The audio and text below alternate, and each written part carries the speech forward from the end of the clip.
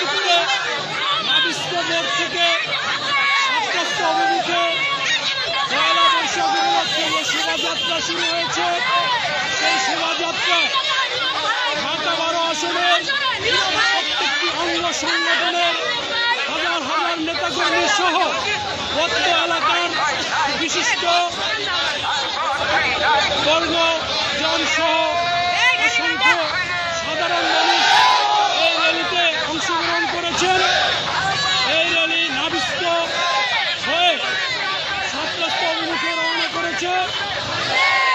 অত্যন্ত সুশৃঙ্খল সুসংবদ্ধ সাইফুল আলম নীরব ভাইয়ের নেতৃত্বে